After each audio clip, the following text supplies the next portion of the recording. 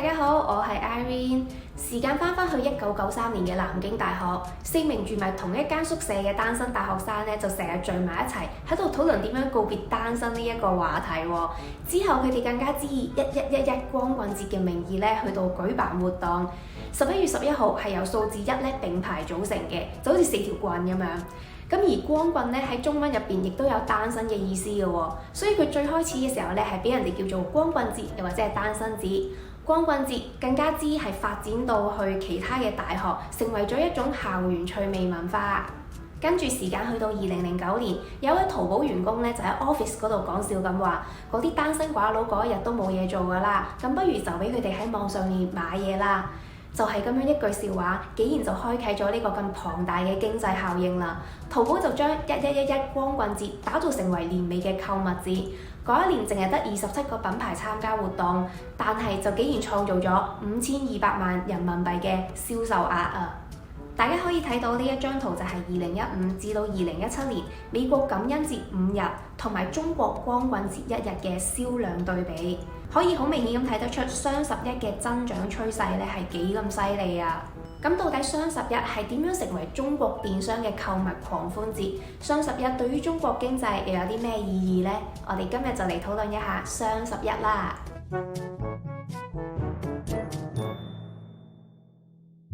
光棍節係點樣發展成為風靡全國乃至於係全球嘅雙11購物狂歡節嘅呢？咁就要從2008年至到2009年嘅中國電商轉型同埋升級講起啦。2007年起，為咗應對全球金融危機對於經濟嘅影響，中央同埋各地嘅政府咧就諗計啦，希望可以普及中小企電商嘅應用。2008年4月份，商務部就起草電子商務模式規範同埋網絡購物服務規範，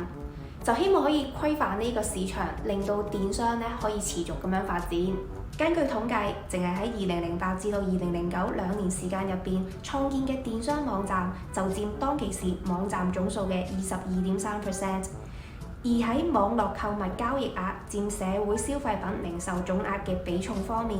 ，2008年咧第一次突破咗1%，2009年嘅上半年已經係逼近2%，有61.5% 嘅用戶半年入邊喺網上面購買過服飾、家居飾品。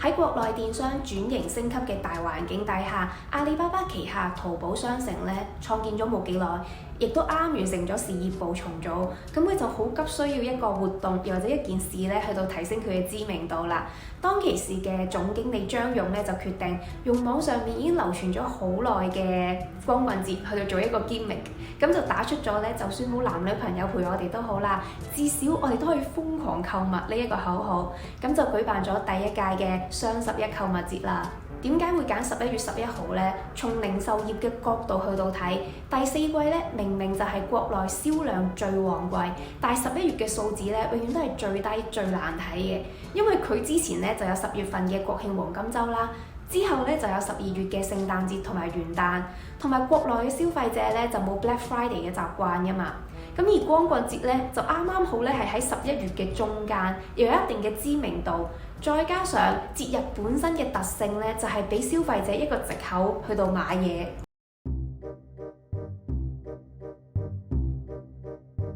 以今日嘅標準去到睇，第一屆雙11嘅規模咧真係不值一提啊！因為之後每一年都會有新嘅紀錄出現，去到刷新啲人對於中國人消費力嘅認知啊！其實雙11開始嘅頭嗰幾年咧，都係受到非常之多嘅批評同埋質疑，主要咧就係嚟自啲人好差嘅購物經驗啦。咁就有消費者反映喺凌晨12點過後一段好長嘅時間啦，嗰個產品嘅 page 咧係出唔到嚟嘅，同埋都冇辦法咧去到俾錢。咁係由於喺高峰期咁多人湧入去啦，再加上咁多嘅訂單咧，令到平台服務器嘅壓力過大，而出現咗系統癱瘓。而唔同銀行嘅網上系統嘅容量，亦都滿足唔到雙11咁大量嘅交易量啊！雲嘅應用首先就解決咗平台服務器嘅問題。2012年嘅雙11開始，阿里巴巴就用巨石塔數據工作平台，就幫啲商家隨時咁樣擴大佢哋嘅服務器，仲為設備故障呢一啲咁嘅問題咧設定咗 Plan B。喺俾錢方面就係由支付寶同埋另外200幾間嘅銀行咧一齊去到合力解決。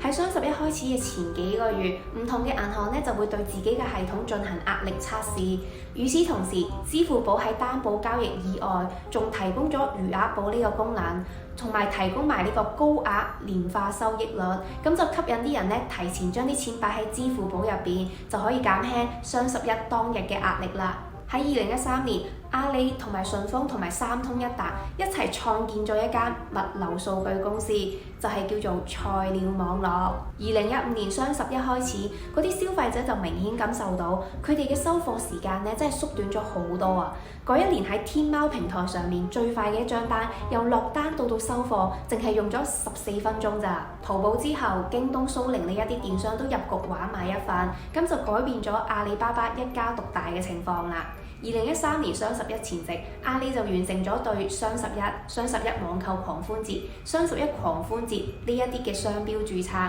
咁就令到其他電商咧非常之唔鋸啦。自此之後，雙十一咧就係歸阿里巴巴獨有嘅，而其他嘅電商咧只可以用阿拉伯數字11，又或者係11.11。雙十一嘅規模已經唔再係局限於內地嘅商品同埋節日當日㗎啦。電商嘅競爭咧係非常之激烈，佢哋咧仲將促銷期延長到去雙十一前後1個月添啊！仲打埋全球購嘅旗號，邀請唔同嘅海外品牌入局玩埋一份，改變咗以往嘅模式。第一，可以方便監管，保證係正品啦；第二就係可以減少嗰啲甲乙丙丁唔同嘅人咧抽取利潤。俾消費者帶嚟最直接嘅感受咧，就係佢哋覺得喺平台上面嗰一啲進口品牌咧嘅價格係真係低咗嘅。港台同埋世界各地都見到雙十一呢個咁大嘅商機。2013年前後，台灣咧都跟住去到舉辦雙十一嘅促銷活動。喺東南亞地區，雙十一已經係成為咗線上最大嘅促銷檔期。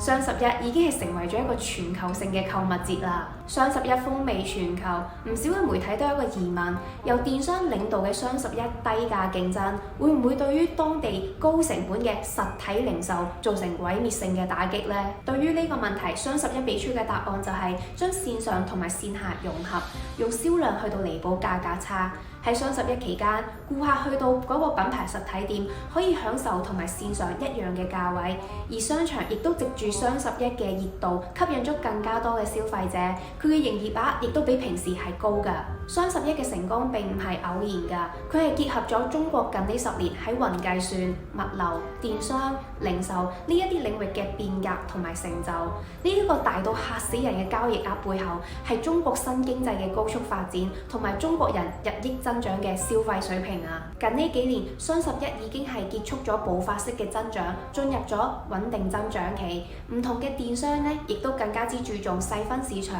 同埋精準促銷。喺促銷券同埋滿額減嘅基礎上面，亦都發展出預售、補貼、併購呢一啲玩法。例如用雙十一晚會直播帶貨，將社交媒體嘅流量轉化成為銷量。喺一啲3線以下城市同埋農村地區，拼多多呢一啲社交電商嘅雙十一銷售額咧，之所以能夠反超傳統電商咧，就係因為佢可以組隊劈價啊嘛。